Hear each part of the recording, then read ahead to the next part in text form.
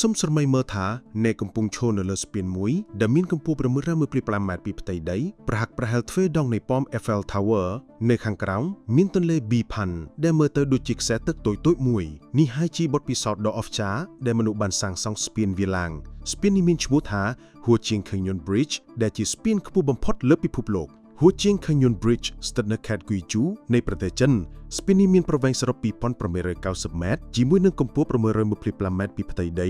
វាជួយកាត់បន្ថយពេលឆ្លងកាត់ធ្វើដំណើរពីជាង1ម៉ោងចុះមកត្រឹមតែ1នាទីប៉ុណ្ណោះវាធ្វើឲ្យសហគមន៍ដែលស្ថិតនៅឆ្ងាយៗអាចភ្ជាប់ជាមួយគ្នានិងជួយបើកទ្វារសេដ្ឋកិច្ចរួមទាំងទេសចរណ៍ថ្មីៗផងដែររចនាដ៏ផ្ទៃស្អាតនិងទំហំខ្ពស់ធ្វើឲ្យវាក្លាយជានិមិត្តសញ្ញារូបនៃភាពរីកចម្រើនថាតើវិស្វករបានខិតខំឆ្លងកាត់ឧបសគ្គដ៏លំបាកច្រើនយ៉ាងដូចម្តេចខ្លះដើម្បីកសាងសង់ស្ពានដ៏មហិមានេះនៅក្នុងតំបន់ភ្នំដ៏លំបាកបែបនេះហើយថាតើក្រោយការសាងសង់រួចរាល់នឹងមានន័យដូចម្តេចចំពោះអនាគតតំបន់នេះខេត្ត Guizhou មានភាពខុសប្លែកយ៉ាងខ្លាំងពីខេត្តដទៃវាមានភូមិសាស្ត្រពិបាកនិងប្រឈមជាច្រើនដូចជាភ្នំខ្ពស់ជ្រលុះជ្រៅដ៏សែនជ្រៅនិងមានជញ្ជាំងថ្មដ៏ខ្ពស់ពិបាកឆ្លងកាត់និងធ្វើដំណើរណាស់ជាង92%នៃដីគ្របដណ្ដើមដោយភ្នំនិងជម្រាលដែលធ្វើឲ្យដំណើរការសាងសង់ផ្លូវនិងស្ពាននៅទីនេះមិនដែលងាយស្រួលឡើយអ្វីដែលជាការលំបាកជាងនេះនោះគឺអាកាសធាតុមិនអាចទាយទុកជាមុនបានទេដូចជាភ្លៀងធ្លាក់ខ្លាំងបណ្ដាលឲ្យមានការធ្លាក់បាក់ដីឬថ្មភ្នំជាញឹកញាប់និងជាច្រើនចំនួនមកហើយដែលសហគមន៍មួយចំនួនត្រូវបានកាត់ផ្ដាច់ក៏ឆ្ងាយពីគេផ្លូវចិញ្ចើមភ្នំវងវែលដែលសង្វេគដែលធ្វើឲ្យអ្នកភូមិលំបាកនៅក្នុងការធ្វើដំណើរទៅមកនិងចំណាយពេលរាប់សិបម៉ោងដោយគ្មានជម្រើសអ្នកភូមិមួយចំនួនខ្លះត្រូវប្រើផ្លូវដើរតូចៗឬស្ពានខ្សែចាស់ៗដែលបានសាងសង់តាំងពីសតវត្សទី19មកម្ល៉េះដើម្បីឆ្លងច្រោះទោះបីជាយ៉ាងណាខេត្ត Guizhou មិនមែនជាតំបន់ដាច់ស្រយាលឆ្ងាយនោះទេវាគឺជាផ្នែកតំបន់សំខាន់មួយនៃបណ្ដាញហេដ្ឋារចនាសម្ព័ន្ធរបស់ប្រទេសចិនផ្លូវល្បឿន G56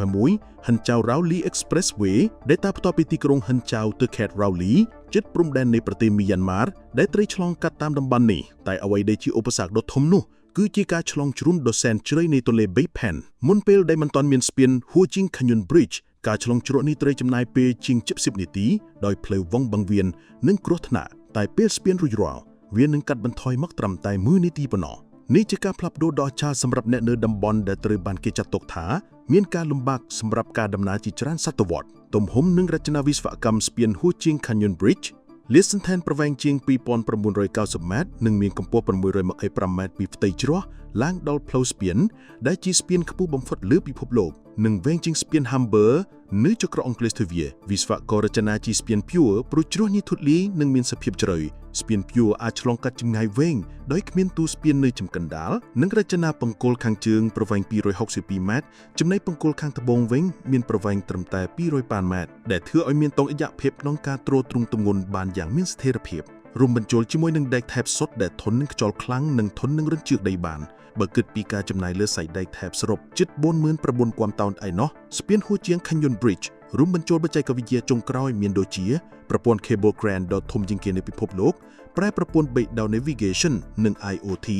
និងបានបំពាក់កាមេរ៉ា HD 30 គ្រឿងភ្ជាប់ជាមួយនឹងប្រព័ន្ធ Smart Control Center ដើម្បីឲ្យវិស្វករតាមដានគ្រប់ចលនានៃដីថែបរបស់ស្ពាននិងបំពង់ធំៗឆ្លងកាត់ស្ពានផងដែរឧបករណ៍ចាប់យកសញ្ញាដ៏ទំនើបក្នុងការតាមដានគ្រប់ស្ថានភាពនៃស្ពានបង្គោលនៃស្ពានបានបង្កប់យ៉ាងជ្រៅទៅក្នុងថ្មភ្នំធ្លាយទៅដល់ផ្ទៃដីនៅក្រោមភ្នំដើម្បីធានាឲ្យបាននូវភាពរឹងមាំព្រោះថាខេត្ត Guizhou នៃប្រទេសចិនមួយនេះមានអាកាសធាតុកម្រិតកម្ដៅប្រែប្រួលខ្លាំងព្យុះភ្លៀងនិងខ្យល់ចន្លោះច្រោះខ្លាំងស្ទើរមិនឈប់ឈរឡើយស្ពាននេះមិនត្រឹមតែជាកំណត់ត្រាខ្ពស់បំផុតទេវាគឺជាការបង្រួមពេលវេលាពីភូមិឆ្ងាយៗភ្ជាប់ជាមួយទីក្រុងជាមួយនឹងឱកាសសេដ្ឋកិច្ចនិងទេសចរណ៍ថ្មីៗផងដែរ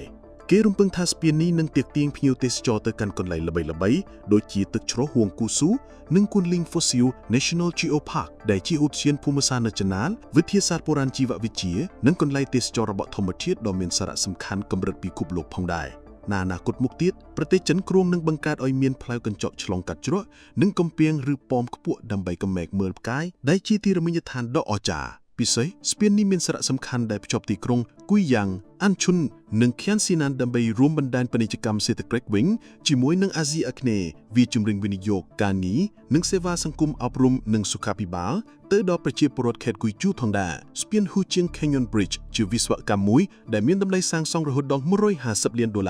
វិជាក្តីស្រមៃរបស់ប្រជាជនដែលរួមនៅខេត្តគូយជូនិងជាការបង្កើតថ្មីដែលនឹងបំផ្លែខេត្តគូយជូពីតំបន់មានភាពលំបាកដាច់ស្រយាលទៅជាតំបន់មានសេដ្ឋកិច្ចរីកចម្រើននិងមានកំណើនទេសចរណ៍យ៉ាងសម្បើមពីខ្ញុំទំព័ររៀលសូមជួយចុច like Subscribe និង Share ដើម្បីជួបគ្នានៅវីដេអូចំណេះដឹងថ្មីៗបន្ទាប់ទៀត